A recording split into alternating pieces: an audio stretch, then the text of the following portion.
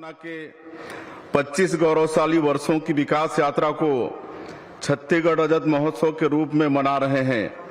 मुझे आपसे यह बात साझा करते हुए खुशी हो रही है कि हम आज के इस शुभ दिन से छत्तीसगढ़ रजत महोत्सव का शुभारंभ कर रहे हैं। आप सभी की भागीदारी से हम इस महोत्सव को अविस्मरणीय बनाएंगे। आज का दिन परलकोट विद्रोह के नायकों के पुण्य स्मरण का भी है। देश की आजादी की लड़ाई में स्वर्णिम अक्षरों में लिखे गए परलकोट विद्रोह के 200 वर्ष पूरे हो गए हैं। आज भी शहीद गेंद सिंह वीरता के किस्से पीढ़ी दर पीढ़ी प्रदेश की जनता उतने ही गौरव भाव से सुन रही है। भूखे और उत्पीड़ित लोगों को न्याय। मध्य प्रदेश की माटी ऐसे अनगिनत जननायकों की जन्मभूमि रही है जिन्होंने मां भारती की रक्षा में सर्वस्व न्यौछावर किया है।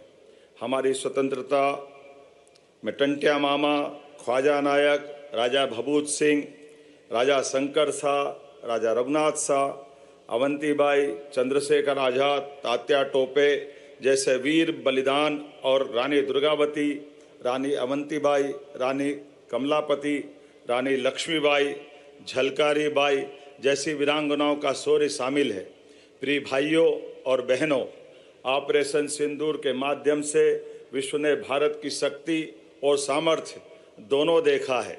युद्ध में नई तकनीक को अपनाने की बात हो या सेना का आधुनिकतम अस्त्र शस्त्र उपलब्ध कराने का काम हो, हमारे यशस्वी प्रधानमंत्री जी ने कोई कोर कसर नहीं छोड़ी।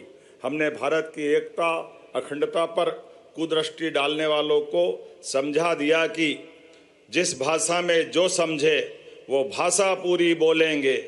देश धर्म की खातिर हम तो बात जरूरी बोलेंगे। सौ नमन हमारे होंगे देश के वीर सपूतों को, जिनका शौर्य सुनाने को अक्षर सिंदूरी बोलेंगे। प्रधानमंत्री जी के कार्यकाल के 11 वर्ष अभूतपूर्व उपलब्धियों के हैं। पिछले देश में हमारे सबके सामने 11 वर्षों में जहां सबका साथ, सबका विकास, सबका विश्वास, सबका प्रयास के सिद्धांतों से प्रेरित होकर जन केंद्रित, समावेशी और सर्वांगीण प्रगति को प्राथमिकता दी गई। वहीं भारत विश्व में सबसे तेज बढ़ती अर्थव्यवस्था बना है। वर्तमान में भारत विश्व की चौथी सबसे बड़ी अर्थव्यवस्था है। शीघ्र ही भारत विश्व की तीसरी सबसे बड़ी अर्थव्यवस्था बन जाएगा। जहां कश्मीर से धारा 370 की समाप्ति हुई, वहीं नारी शक्ति वंदन अधिनियम के माध्यम से संसद और विधानसभाओं में महिलाओं के लिए 33% आरक्षण देने की पहल प्रारंभ की गई। भाइयों और बहनों, आत्मनिर्भर भारत कोई साधारण नारा नहीं है। यह 140 करोड़ भारतीयों का अटल संकल्प है। यह संकल्प है अपने बलबूते खड़े होने का, नवाचार से अपनी जरूरतें पूरी करने का, अपनी क्षमता को विश्व के साथ साझा करने का। प्रधानमंत्री श्रीमान नरेंद्र मोदी जी के शब्दों में यह मात्र सरकारी योजना नहीं है, यह एक जीवंत आंदोलन है। आत्मनिर्भर भारत और विकसित भारत का रास्ता स्वदेशी के प्रति समर्पण से ही होगा। देशवासियों को बस अपनी शक्ति और सामर्थ्य को पहचानने की आवश्यकता है। आज मुझे यह बताते हुए अत्यंत हर्ष हो रहा है कि हमारा मध्य प्रदेश उन करोड़ों भारतवासियों के साथ उस संकल्प को पूर्ण करने का माध्यम बन रहा है जिस स्वप्न को आत्मनिर्भर भारत और विकसित भारत कहते हैं।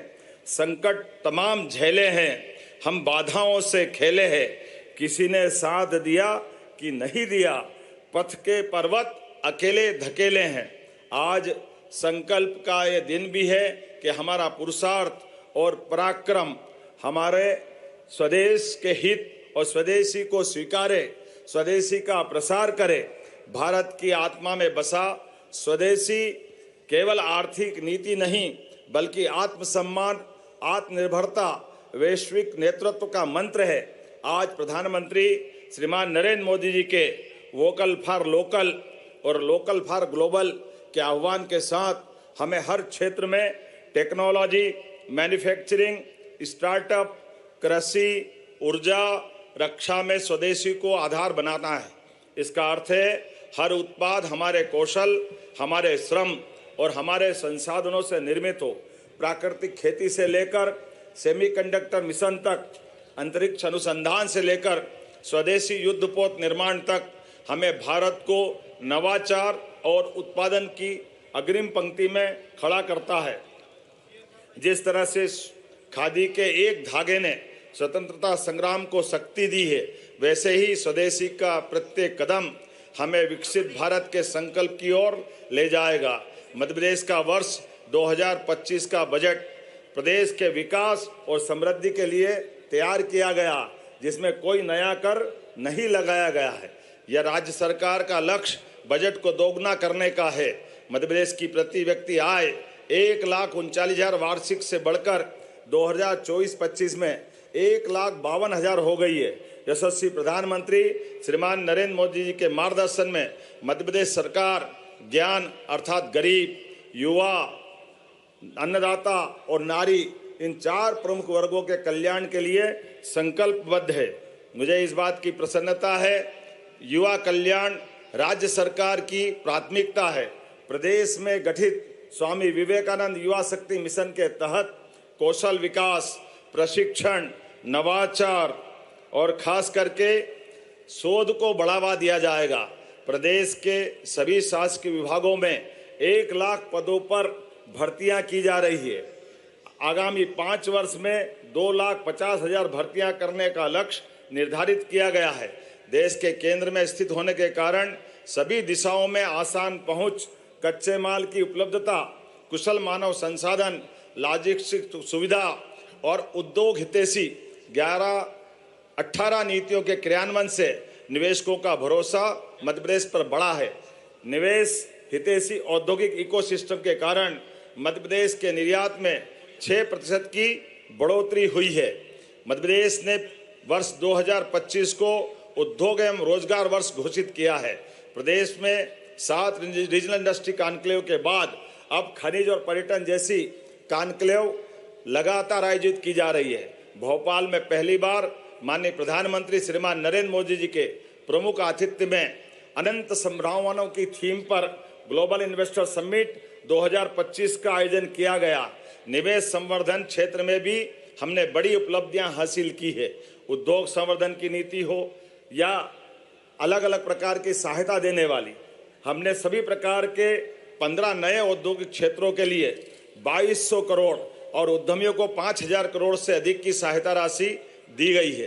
प्रदेश में 1,000 औद्योगिक इकाइयों को भूमि आवंटन के आशय पत्र और आवंटन आदेश जारी किए गए हैं, जिसमें 40,000 करोड़ का निवेश, 93,000 करोड़ से अधिक व्यक्तियों को रोजगार प्राप्त होने की संभावना है। स्वदेशी अभियान विकसित और आत्मनिर्भर मध्य प्रदेश की आधारशिला रख रहा है। रायसेन जिले के उमरिया गांव में BEML आधुनिक रेल कोच कारखाने और धार जिले में PM मित्र पार्क के माध्यम से इन प्रयासों को बल मिलेगा। मुझे इस बात की प्रसन्नता है, धार में PM मित्र पार्क से मध्य प्रदेश को टेक्सटाइल इंडस्ट्री में फार्म से फॉरेन तक की नई दिशा मिलेगी। केंद्र सरकार के जन विश्वास को प्रधानमंत्री किसान सम्मान निधि का लाभ मिल रहा है। खास बात यह है कि इस योजना से विशेष पिछड़ी जनजाति के 32,500 किसान भी लाभान्वित हो रहे हैं। खरीफ सीजन में हमने खाद बीज की पर्याप्त व्यवस्था सुनिश्चित की। वैश्विक तनाव के कारण जहां DAP की आपूर्ति में कुछ कमी आई, वहां हमने भरपूर मात्रा में नैनो DAP उपलब्ध कराकर किसान भाइयों की दिक्कत दूर की।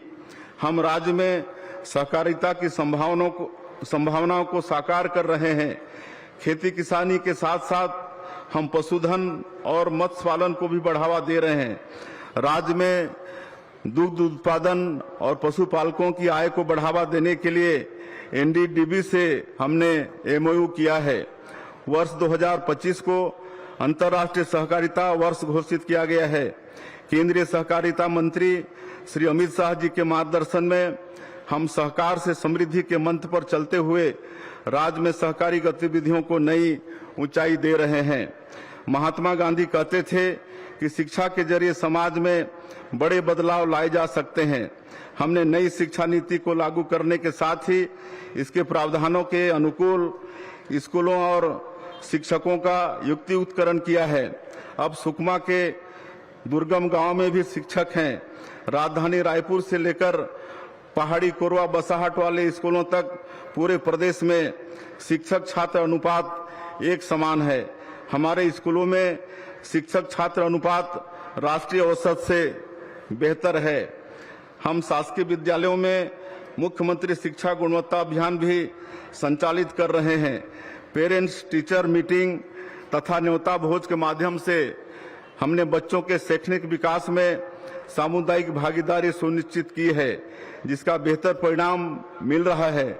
हमने स्कूलों के रखरखाव एवं अधोसंरचना विकास के लिए 133 करोड़ रुपए का प्रावधान किया है। नवा रायपुर में हम 100 एकड़ में एजुकेशन सिटी बना रहे हैं।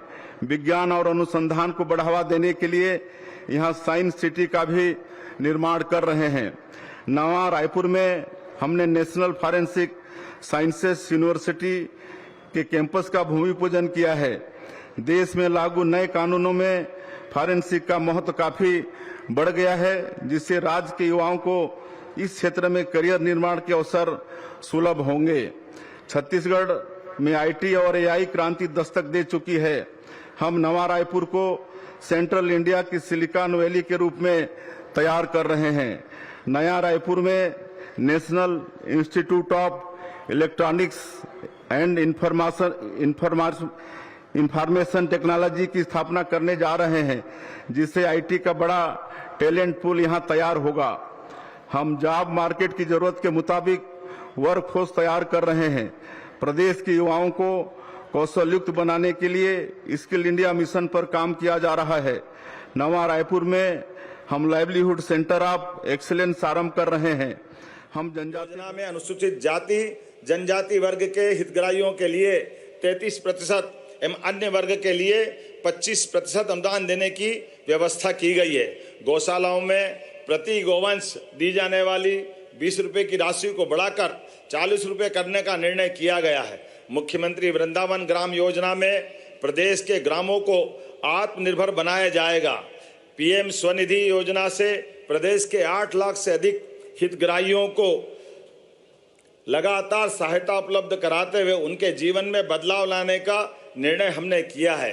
स्वामित्व 50,000 रुपए तक की ऋण राशि उपलब्ध कराकर स्वामित्व योजना के माध्यम से हमारे देश में मध्य प्रदेश प्रथम स्थान पर है।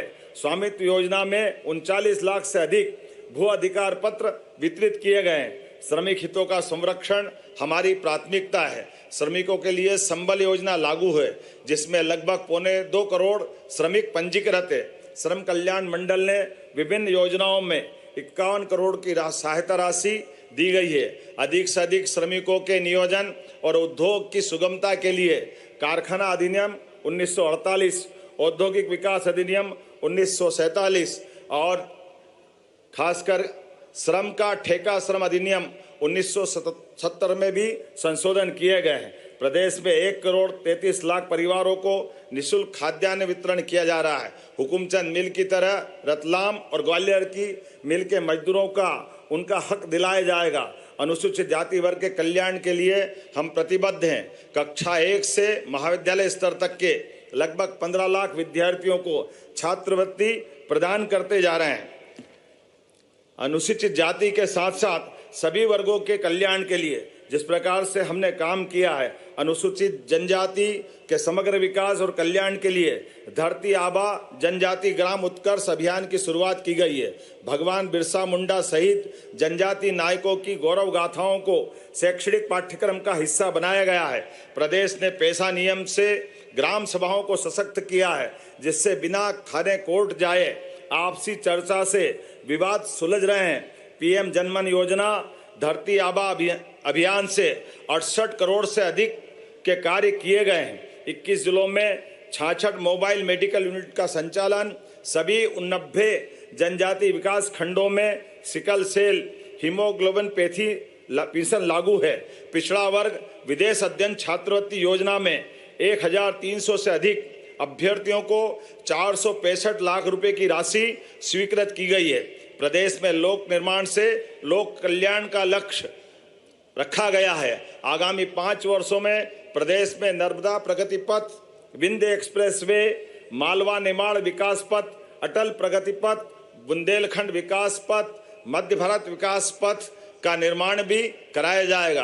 प्रदेश में 1 लाख किलोमीटर सड़कें और 500 से अधिक रेलवे ओवरब्रिज एवं फ्लाईओवर का निर्माण कराया जाएगा। मजरा टोला की समस्या हमारे बीच सदैव रही है। एक तरफ बड़ी सड़कें बनती है, ऐसे में छोटी छोटी बसाहट छूट जाती है। ऐसे में मजरा टोला में सुदूर बसाहट को भी मुख्य मार्गों से जोड़ने के लिए 30,000 किलोमीटर से अधिक सड़कों का निर्माण का लक्ष्य भी हमारी सरकार के द्वारा रखा गया है। जल जीवन मिशन के माध्यम से प्रदेश के ग्रामीण अंचलों में 78 लाख से अधिक परिवार, 19,000 से अधिक गांवों के प्रत्येक घर तक नल से जल की आपूर्ति सुनिश्चित की गई है। मध्य प्रदेश में 55 लाख हेक्टेयर क्षेत्र में सिंचाई हो रही है। उल्लेखनीय है कि ये सिंचाई केवल 20 साल के दरमियान हुई है। खास करके पिछले 1.5 वर्ष में 7.5 लाख हेक्टेयर की सिंचाई का रकबा हमारे यहाँ बढ़ा है। प्रधानमंत्री जी के नेतृत्व में हमने अपने पड़ोसी राज्य उत्तर प्रदेश, राजस्थान, महाराष्ट्र के साथ अंतर्राज्यीय परियोजनाओं से, जिनमें 25 जिले लाभान्वित होंगे, केन बेतवा, पार्वती काली सिंध चंबल, ताप्ती बेसन मेगा रिचार्ज जैसी योजनाएं का जल स्तर बढ़ाकर किसानों को आत्मनिर्भर बनाएगी। हमारा प्रदेश विद्युत उत्पादन में भी अग्रणी है। मुझे बताते हुए खुशी है कि ग्लोबल इन्वेस्टर समिट में 2025 में खासकर नवकरणीय ऊर्जा क्षेत्र में ही लगभग 5.25 लाख करोड़ से अधिक के निवेश प्रस्ताव मिले हैं। इन निवेशों से 1,85,000 नए रोजगार सृजित होने की उम्मीद है। हमारा लक्ष्य 2030 तक 50% ऊर्जा अक्षय स्रोतों से प्राप्त करना है। इस समय हमारे पास 24,600 से अधिक मेगावाट बिजली बनाने की क्षमता है, जिसे इस वर्ष 2,000 मेगावाट से अधिक बढ़ाने का लक्ष्य हमने रखा है। 2 दिवसीय खनन कॉन्क्लेव में 11 औद्योगिक संस्थानों में 19,650 करोड़ रुपए के निवेश प्रस्ताव हमको प्राप्त हुए हैं। अपने सिर पर छत और अपना आंगन खासकर हर व्यक्ति का सपना होता है। प्रधानमंत्री आवास ग्रामीण योजना के तहत मध्य प्रदेश ने 49 लाख से अधिक स्वीकृत आवासों में से 38 लाख आवास पूर्ण कर देश में द्वितीय स्थान हासिल किया है। जनजाति कल्याण के प्रति हमारी प्रतिबद्धता है कि हमने पीएम जनमन योजना में प्रदेश देश में नंबर 1 पे आया है। योजना में 1,83,000 आवास स्वीकृत कर 76,000 आवास पूर्ण कर लिए गए हैं। प्रधानमंत्री आवास योजना शहरी अंतर्गत 8 लाख से अधिक शहरी परिवारों को पक्का मकान उपलब्ध कराया गया है। जलगंगा संवर्धन अभियान में मध्य प्रदेश ने बेहतर प्रदर्शन किया है। 3 माह तक चले इस अभियान में खेतों में जल संरक्षण को बढ़ावा देने के लिए 85,000 से अधिक खेत तालाब तथा 1 लाख कुआं पुनर्भरण के लक्ष्य को हमने प्राप्त किया है। अमृत सरोवर 2 में 1,000 से अधिक नए सरोवर बनाए जा रहे हैं। गर्व की बात है, ऐसे में पूरे देश में खंडवा जिला जल संचय में देश में प्रथम स्थान पर आया है। अविरल निर्मल नर्मदा योजना में 5,500 से अधिक हेक्टेयर क्षेत्र में पौधारोपण स्वीकृत किया गया है। प्रदेश में पर्यावरण संरक्षण, महिलाओं के आर्थिक सशक्तिकरण के लिए एक बगिया माँ के नाम अद्भुत परियोजना प्रारंभ की जा रही है, जो आज ही से प्रारंभ होगी। मनरेगा के माध्यम से 30,000 से अधिक स्व सहायता समूह की पात्र महिलाओं के लिए 30,000 एकड़ की निजी भूमि पर 30 लाख से अधिक फलदार पौधे लगाए जाएंगे, जिसमें 1,000 रुपये की राशि का बजट रखा है। प्रदेश में 922 करोड़ की लागत से 2400 से अधिक नए अटल पंचायत सेवा सदन स्वीकृत किए गए हैं। मध्य प्रदेश में शहरी विकास को गति देते हुए 2 मेट्रोपॉलिटन के नए क्षेत्र बनाए जा रहे हैं। इसमें से एक इंदौर, उज्जैन, देवास, धार के साथ कुछ क्षेत्रों को मिलाकर तथा दूसरा भोपाल, सीहोर, रायसेन, विदिशा, राजगढ़, ब्यावरा के क्षेत्रों को मिलाकर बनाया जाएगा और भविष्य में जबलपुर और ग्वालियर भी मेट्रोपॉलिटन क्षेत्र बनेंगे, जिससे अधोसंरचना मजबूत होगी। कस्बों और नगरों में व्यापारिक एवं नागरिक संपर्क बढ़ेगा। प्रधानमंत्री जी की प्रेरणा से स्वच्छता सर्वेक्षण 2024 में इंदौर, उज्जैन, भोपाल, ग्वालियर, जबलपुर, बुधनी सहित 8 नगरों को स्वच्छता में राष्ट्रीय सम्मान मिला है, जो हम सबके लिए गौरव की बात है, जो सरकार और जन सहभागिता का परिणाम है। नक्सल उन्मूलन के लिए बालाघाट और मंडला, डिंडोरी में विशेष दस्तों में 850 पद और उत्कृष्ट प्रदर्शन करने पर पुलिसकर्मियों को आउट ऑफ टर्न प्रमोशन दिया जा रहा है। मुझे इस बात की प्रसन्नता है, मध्य प्रदेश नवीन आपराधिक कानून लागू करने में भी अग्रणी भूमिका निभा रहा है। डायल 100 को डायल 112 से जोड़कर 1200 से अधिक वाहन तैनात किए गए हैं। इस संबंध शुरू करने में प्रदेश देश में प्रथम स्थान पर है। अब तक 10 लाख से अधिक इस संबंध शामिल हुए हैं। मुझे आपको बताते हुए प्रसन्नता है कि प्रदेश में आम जनता के लिए सुगम, सुरक्षित और किफायती लोक परिवहन व्यवस्था लागू की जा रही है। मुख्यमंत्री सुगम परिवहन सेवा के तहत नगर और ग्रामीणों में आवश्यकता अनुसार सुविधाजनक यात्री बसें चलाई जाएगी। प्रदेश में विमान सेवाओं का भी तेजी से विस्तार हो रहा है। रीवा, सतना, दतिया में नए एयरपोर्ट शुरू हैं। बीते वर्ष में विमानतलों की संख्या सबसे तेज गति से 5 से बढ़कर 8 हुई है और शिवपुरी, उज्जैन सहित कई और स्थानों पर हमारे अनुबंध हुए हैं। और हमारा लक्ष्य है हर 150 किलोमीटर पर एक हवाई अड्डा और हर 75 किलोमीटर पर एक हवाई पट्टी, ताकि सुदूर अंचल तक हवाई सेवाओं की पहुंच हो सके। आरोग्यम परम भाग्यम, निरोगी काया सबसे बड़ा धन है। प्रदेशवासियों को उचित स्वास्थ्य सुविधा उपलब्ध कराना हमारी प्राथमिकता है। प्रदेश में पीपीपी मोड़ पर नए मेडिकल कॉलेज प्रारंभ किए जा रहे हैं, जिससे ग्रामीण अंचलों में बड़े आबादी तक स्वास्थ्य सुविधाओं की सुविधा पहुंचाई जा सकेगी। पीएम श्री एयर एम्बुलेंस की सेवा तो पूरे देश में अनूठी है। सबसे पहले हमने लागू की है और दूर दराज तक इसका लाभ हम नीचे तक पहुंचा रहे हैं। राहगीर योजना के माध्यम से मानवता को स्थापित करते हुए सड़क दुर्घटना में घायल को 1 घंटे के अंदर हॉस्पिटल पहुंचाने वाले नागरिक को 25,000 रुपये की राशि प्रोत्साहन देने का निर्णय हमारी सरकार ने किया है। आयुष चिकित्सा को बढ़ावा देने के लिए जिला स्तरीय एलोपैथिक अस्पताल में भी 22 एकीकृत आयुष विंग स्वीकृत की गई है। राष्ट्रीय आयुष मिशन के तहत भारत सरकार के द्वारा प्रदेश में 800 आयुष आरोग्य मंदिर संचालित किए जा रहे हैं। प्रदेश में मानवता और सेवा भाव को समर्पित ये एक अद्भुत योजना प्रारंभ की गई है, जिसके माध्यम से निःशुल्क शव वाहन सेवा, जिसके आधार पर ग्रामीण अंचल में कई बार हम वो खराब दृश्य देखते थे, जब किसी कारण से कोई का शरीर छूट जाए, ऐसे में कोई हाथ में, कोई साइकिल पे, कोई ठेले पे रख करके अपने परिवार के स्वजन का शव ले जाता था।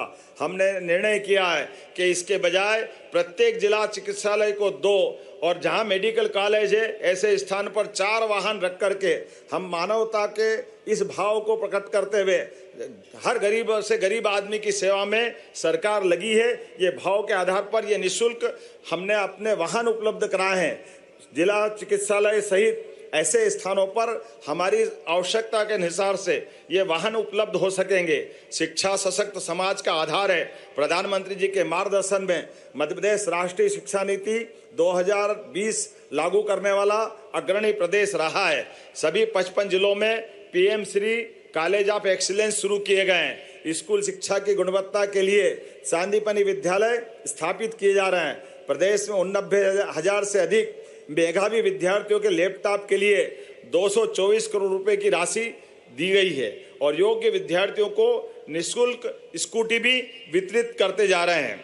मुझे इस बात की प्रसन्नता है, लगातार जनता के लिए हम नवाचार भी कर रहे हैं और देश में अनुकरणीय रूप से अपने आप को सरकार के माध्यम से सुशासन की माननीय प्रधानमंत्री जी की भावना के आधार पर हम अपनी दक्षता भी सिद्ध कर रहे हैं। संपदा 2 सॉफ्टवेयर के लिए मध्य प्रदेश को राष्ट्रीय ई गवर्नेंस स्वर्ण पुरस्कार से सम्मानित किया गया है। इससे मध्य प्रदेश डिजिटल भूमि प्रबंधन में देश का अग्रणी राज्य बना है। साइबर तहसील के माध्यम से संपूर्ण खसरे का नामांतरण अब फेसलेस पेपरलेस और पूरी तरह ऑनलाइन हो गया है। पिछले 1.5 वर्ष में 2.25 लाख से अधिक न्यायालयीन आदेश पारित किए गए हैं। मध्य प्रदेश में एक पेड़ मां के नाम 2 योजना के तहत 5 करोड़ 40 लाख पौधे लगाए गए हैं। प्रदेश का सतपुड़ा टाइगर रिजर्व देश के 53 टाइगर रिजर्व में प्रभावी प्रबंधन में दूसरे स्थान पर है, जबकि कान्हा टाइगर रिजर्व को देश में सर्वश्रेष्ठ टाइगर रिजर्व घोषित किया गया है। डॉक्टर विष्णु श्रीधर वाकणकर रातापानी अभयारण्य को राज्य का 8वां माधव राष्ट्रीय उद्यान को 9वां टाइगर रिजर्व घोषित किया गया है। चीता प्रोजेक्ट के तहत कूनों में 26 चीते मौजूद हैं और गांधी सागर अभयारण्य में चीतों का नया घर तैयार है। वहां चीतों की बसाहट भी कर दी गई है। वन्य जीव पर्यटन के लिए ओंकारेश्वर और जहानगढ़ अभयारण्य विकसित किए जाएंगे तथा पचमढ़ी अभयारण्य को राजा भभूत सिंह के नाम पर किया जाएगा। प्रदेश में नदियों के संरक्षण के लिए गंगोत्री हरित योजना शुरू की गई है, जिसके तहत लगभग 100 नदियों के उद्गम स्थल पर 10-10 एकड़ भूमि में 42 करोड़ रुपए की लागत से करीब 2.5 लाख पौधों का रोपण किया जा रहा है। प्रदेश में पर्यटन को बढ़ावा देने के लिए पीएम श्री पर्यटन वायु सेवा, ग्रामीण संस्कृति से पर्यटकों को जोड़ने के लिए ग्रामीण पर्यटन परियोजना चलाई जा रही है, जिसके तहत 121 गांवों में 241 होम स्टे विकसित किए गए हैं। हाल ही में यूनेस्को ने भोजपुर को अपनी सूची में जोड़ा है।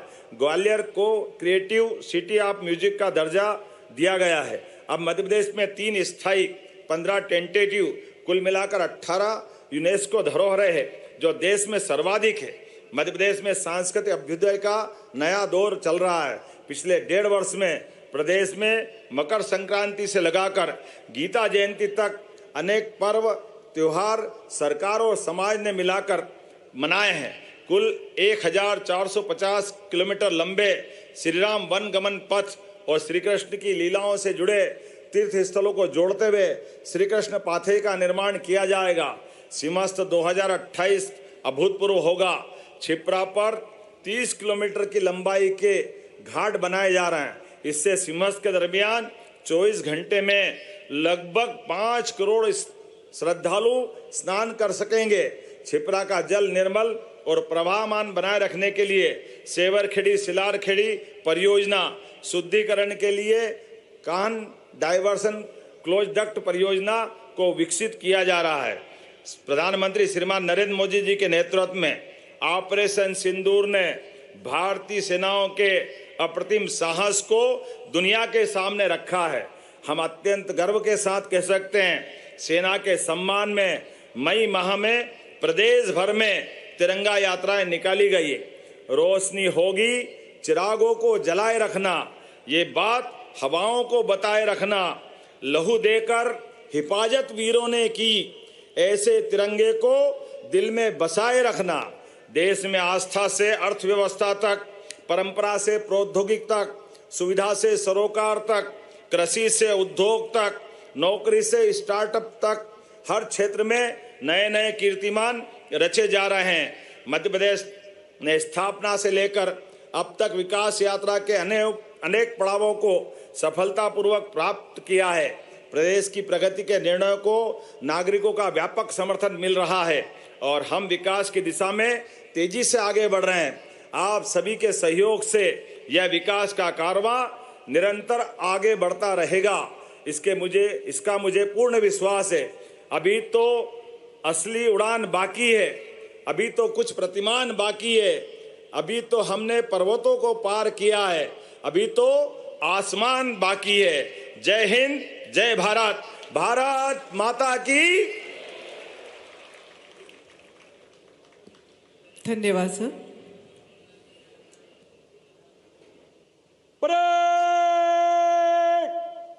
साधन साथ ही मिलता है जो हमारी अर्थव्यवस्था राष्ट्रपति जी की, राष्ट्रपति जी की, राष्ट्रपति जी की वृद्धि के रूप में सामने आता है। इससे हमारी आयात निर्भरता कम होती है। उदाहरण के लिए स्वदेशी के सबसे बड़े प्रतीक खादी का उपयोग बढ़ाकर हम स्थानीय बुनकरों के जीवन में बड़ा बदलाव ला सकते हैं। इससे हमें टेक्सटाइल क्षेत्र में अपनी वैश्विक पहचान बनाने में मदद मिलेगी। एमएसएमई को प्रोत्साहित कर हम मेक इन इंडिया अभियान में अपनी भागीदारी बढ़ा रहे हैं। सूक्ष्म, लघु और मध्यम उद्योगों को अपने उत्पादों की गुणवत्ता पर विशेष जोर देना होगा। एमएसएमई के लिए प्रधानमंत्री जी द्वारा दिया गया जीरो डिफेक्ट जीरो इफेक्ट का मंत्र अत्यंत कारगर है। हमारे गांव, नगर और जिले स्तर पर तैयार होने वाली वस्तुएं गुणवत्ता के मामले में किसी से कम नहीं है। इसके लिए उन्हें डिजिटल संसाधनों, नवाचार, सूचना एवं संचार प्रौद्योगिकी और एआई जैसी तकनीक को अपनाना होगा। अब जय जवान, जय किसान, जय विज्ञान के साथ जय अनुसंधान के ध्येय वाक्य के साथ हम आगे बढ़ेंगे। मेक इन इंडिया अभियान के जरिए रक्षा क्षेत्र में आत्मनिर्भरता हासिल करते हुए प्रधानमंत्री श्री नरेंद्र मोदी जी के नेतृत्व में भारत सैन्य उपकरणों का निर्यातक के रूप में उभर रहा है। आज जलवायु संकट का सीधा असर हमारे जीवन पर पड़ रहा है। कृषि क्षेत्र इससे अछूता नहीं है। ऐसे समय में रसायन मुक्त प्राकृतिक खेती किसानों की आमदनी बढ़ाने के साथ हमारे स्वास्थ्य के लिए भी लाभकारी साबित होगी। श्री अन्न, दलहन, तिलहन और मोटे अनाज के उत्पादन को बढ़ावा देकर छत्तीसगढ़ के हमारे किसान भाई कृषि लागत को कम कर सकते हैं। इससे रासायनिक खाद एवं कीटनाशकों पर हमारी निर्भरता भी कम होगी। स्वतंत्रता दिवस का यह प्रेरक अवसर हमें राष्ट्र के प्रति अपने कर्तव्यों की प्रेरणा देता है। आत्मनिर्भर भारत बनाने के लिए मैं प्रदेशवासियों से आह्वान करता हूं कि यह संकल्प राष्ट्र हित में अवश्य लें। हर नागरिक स्वदेशी वस्तु खरीदना देशभक्ति का कार्य माने। हर व्यवसाय गुणवत्ता और स्थिरता को अनिवार्य माने। हर नवाचारी सबसे पहले भारत के बारे में सोचे। हर किसान पर्यावरण अनुकूल समावेशी कृषि को अपनाए। हर क्षेत्र निर्भरता से आत्मनिर्भरता की ओर बढ़े। प्रधानमंत्री जी ने वर्ष 2047 तक विकसित भारत के निर्माण का लक्ष्य रखा है। इसी दिशा में हमने छत्तीसगढ़ अंजोर विजन डॉक्यूमेंट के रूप में एक ऐसा रोड मैप तैयार किया है जिसके माध्यम से हम विकसित छत्तीसगढ़ के लक्ष्य को साकार करेंगे। छत्तीसगढ़ देश का दूसरा राज्य है जिसने विजन डॉक्यूमेंट तैयार किया है। इसमें हमने निकटवर्ती, मध्यवर्ती और दीर्घकालीन लक्ष्य रखे हैं। इन्हें प्राप्त करने हमने सामाजिक आर्थिक विकास के 13 थीम चुने हैं और इनके क्रियान्वयन के लिए 10 मिशन तैयार किए हैं। रायपुर में शीघ्र ही पुलिस आयुक्त प्रणाली लागू की जाएगी जिससे पुलिस व्यवस्था और अधिक मजबूत होगी। छत्तीसगढ़ राज्य को संवारने के लिए आप सभी के सहयोग से हम दृढ़ संकल्प के साथ निरंतर आगे बढ़ रहे हैं। जयशंकर प्रसाद जी की पंक्तियां मुझे याद आती हैं। इस पथ का उद्देश्य नहीं श्रांत भाव में टिक रहना, किंतु पहुंचना उस सीमा पर जिसके आगे राह नहीं। गोस्वामी तुलसीदास जी का राम काज किन्हे बिनु मोहि कहाँ विश्राम हमारा आदर्श वाक्य है। पंडित दीनदयाल उपाध्याय जी के अंत्योदय के सिद्धांत हमारे पथ प्रदर्शक हैं। हमारे राज्य के निर्माता श्रद्धेय अटल जी के सुशासन का दृढ़ संकल्प हमें शक्ति देता है। हम निश्चित ही जन जन की सहभागिता से विकसित छत्तीसगढ़ के निर्माण के लक्ष्य को साकार करेंगे। आइए हम सब छत्तीसगढ़ राज्य की स्थापना के इस रजत जयंती वर्ष में स्वतंत्रता दिवस के पावन अवसर पर विकसित भारत, विकसित छत्तीसगढ़ का संकल्प लें। सभी स्वतंत्रता संग्राम सेनानियों को पुनः शत शत नमन। हमारे वीर जवानों का अभिनंदन। आप सभी को स्वतंत्रता दिवस की पुनः बहुत बहुत बधाई। राम राम। जय भारत, जय छत्तीसगढ़। धन्यवाद।